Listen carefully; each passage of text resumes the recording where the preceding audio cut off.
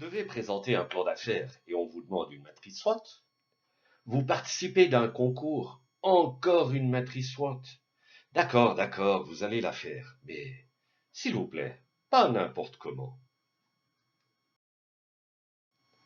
La matrice SWOT est un tableau de 4 cases pour décrire une vision instantanée, à but stratégique, de la situation en opposant interne versus externe et positif versus négatif, ce qui résulte en 1. Vos forces et vos faiblesses à l'intérieur de votre organisation.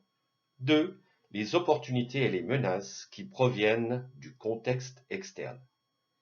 Mais comment ancrer votre matrice SWOT avec le reste de vos analyses pour qu'elle ne soit pas un simple devoir scolaire?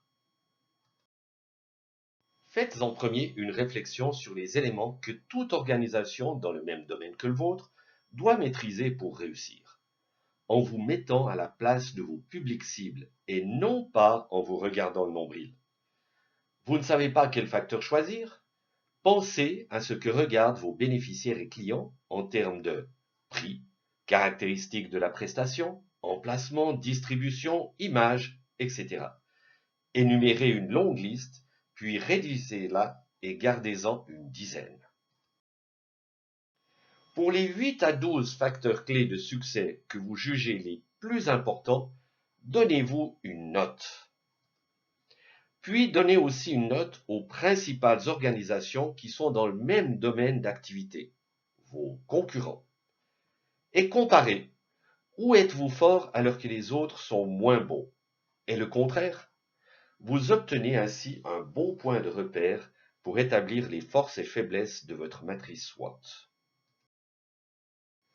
Qu'est-ce qui vous influence? Le contexte externe peut vous faciliter la tâche ou vous mettre des bâtons dans les roues. Par exemple, des tendances et avancées technologiques dans le domaine des télécoms, de nouvelles réglementations, un revirement des forces politiques au gouvernement, une évolution des taux de change.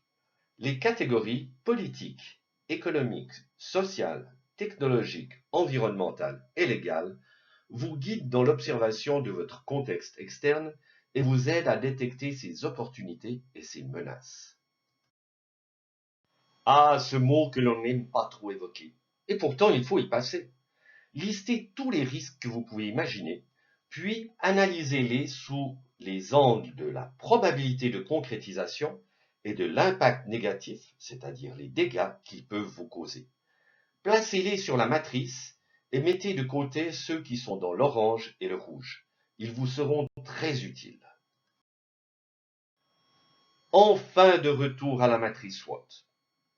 Utilisez l'analyse de vos FCS pour alimenter les forces et faiblesses en regardant les situations internes qui vous ont amené à vous donner une bonne ou une mauvaise note.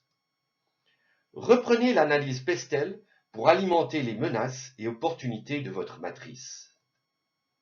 Utilisez la matrice des risques pour compléter vos faiblesses et les menaces externes.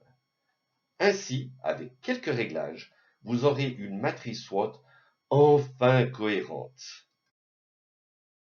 Mais votre matrice ne doit pas rester sur le papier pour décorer un plan d'affaires. Ce serait un gâchis, car c'est un outil stratégique. Croisez les informations. 1. Des opportunités là où vous avez des faiblesses. Pas d'urgence, mais de la prudence et une stratégie à long terme. Des menaces là où vous êtes fort. Soyez vigilant et prêt à réagir. Des opportunités coïncident avec vos forces.